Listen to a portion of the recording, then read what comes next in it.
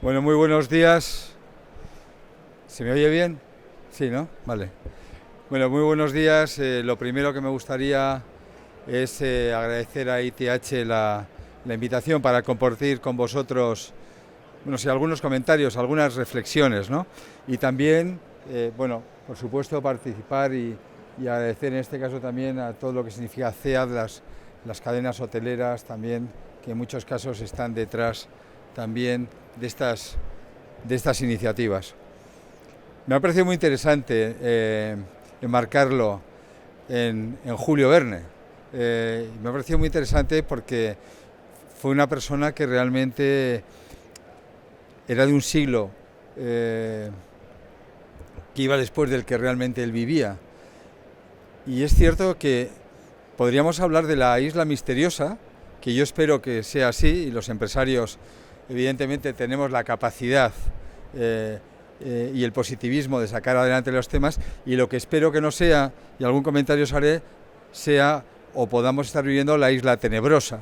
Y lo digo porque yo creo que lo primero que hay que poner en valor, antes de hablar de lo que significa la innovación, ¿no? Yo creo que lo primero que hay que poner en valor es al sector. Y llega un momento donde ya no me gusta hablar del sector turismo. Y digo que no me gusta hablar del sector turismo porque, si os dais cuenta, es totalmente transversal, es macro. Plantear el turismo solo desde el área de la hostelería, de los hoteles, de los aviones, del transporte, se queda pequeño, porque realmente está muy por encima de ello. Y cuando desde el punto de vista macro, desde el punto de vista de la economía, evalúas el turismo, te das cuenta que te empiezan a dar referencias que yo digo que no son. Se habla, algunos dicen el 8%, otros el 12%, se dice el 14%, yo creo que es mucho más. Y voy a daros un dato. Yo recuerdo en la pandemia hubo un dato que a mí me impresionó y que en un programa de televisión lo planteé y fue titular. Durante la pandemia en España se consumían 2 millones de huevos menos al día. ¿Y qué tienen que ver las gallinas con el turismo? Pues sí, pues curiosamente también las gallinas tienen que ver con el turismo, como es la agricultura, etcétera, etcétera, etcétera. Yo creo que es lo que tenemos que ser conscientes, y especialmente los españoles, en la gran oportunidad, sobre todo de lo que tenemos, que es un sector. Además, ahora he estado con los reyes paseando por otros países, cuando nos ven como auténticos líderes realmente de lo que sabemos hacer. Y en España hay veces donde no somos conscientes de lo orgullosos que nos podemos sentir con las cosas que sabemos hacer. Y especialmente, y lo digo porque es un orgullo, las empresas privadas, los empresarios y las empresarias de este país, grandes, medianos y pequeños, y incluso autónomos también, de los cuales me siento muy orgulloso de representar. Yo haría ese primer planteamiento porque creo que es claro, para poner en valor dónde está el turismo. Hay otra segunda reflexión. Quiero hacer reflexiones, yo creo que todas las tenemos, y más vosotros, ¿no? En vuestros pensamientos, pero creo que son reflexiones que hay que poner en valor. 2 años malísimos de la pandemia, 2 años donde se tomaron medidas, pero se tomaron medidas administrativas.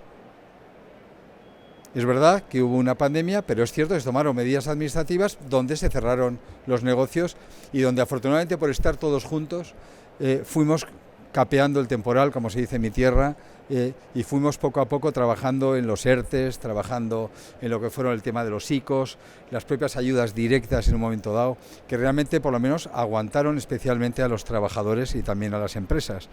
Pero también hay que decir, y por eso es tan importante el seguir estando juntos, que incluso depende de la comunidad autónoma en la que estuviéramos trabajando, la gestión era diferente, e incluso de un mismo partido.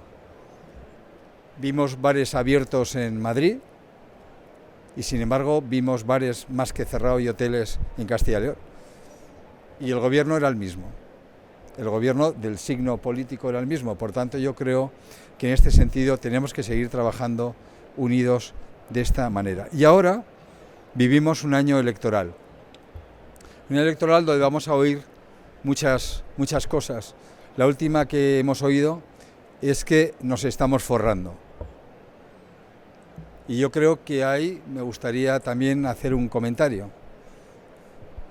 Las empresas necesitan ganar dinero para hablar de lo que voy a hablar ahora, porque es muy difícil hablar de innovación si las empresas no tienen músculo financiero. Y hay que tener presente los 2 años de pérdidas de todas las empresas turísticas. Hay un ejemplo clarísimo que es el de los aviones, el de la aviación, donde realmente son compañías que funcionan, son compañías donde sus resultados son muy buenos, pero donde los años acumulados de pérdidas realmente son espectaculares. Yo creo que son las cosas que también hay que tener presentes. Y hablando ya de lo que nos ocupa, porque el mundo de la empresa, los empresarios, nunca nos quedamos parados, siempre innovamos, porque además la propia realidad te hace crecer, ¿no? Yo creo que hay, en este cambio que se nos plantea, yo creo que hay varios niveles importantes de la innovación, de lo que es el efecto de la sostenibilidad, en cuanto a lo que es además la economía circular, yo creo que es el punto fundamental. Hay un proceso enorme de inversión en intangibles, yo creo que es otro de los elementos que tenemos por delante muy serios, y hay un último del talento. Yo creo que es que me gustaría también transmitiros desde el punto de vista del área del talento. Desde el área de la innovación, yo creo que todavía España está lejos en las cifras desde el punto de vista nacionales de lo que es la inversión en innovación.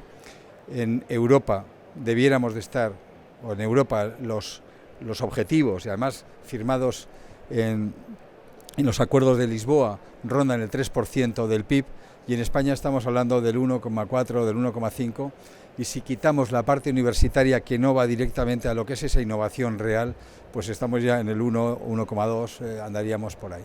Y yo creo que ese es un problema real, porque el que no se aclimate, como decían en algunos territorios, se aclimuere.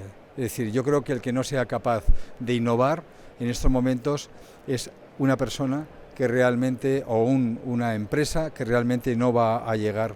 Y en este sentido es fundamental todo ese trabajo que va a haber que hacer con los fondos europeos, donde además estamos planteando, se habla de PERTEs, pero hoy por hoy son anuncios, y donde realmente estamos pidiendo expresamente al Gobierno que haya un PERTE turístico fundamental, pero como puede haber también, y estamos pidiendo un PERTE azul, porque ese PERTE azul también los puertos deportivos son muy importantes para el turismo, y muchos PERTEs, pero concretamente el vuestro, es algo que estamos permanentemente pidiendo, porque va a ser muy difícil que hablemos de digitalización, que hablemos de sostenibilidad, si no hay dinero para poder gestionarlo.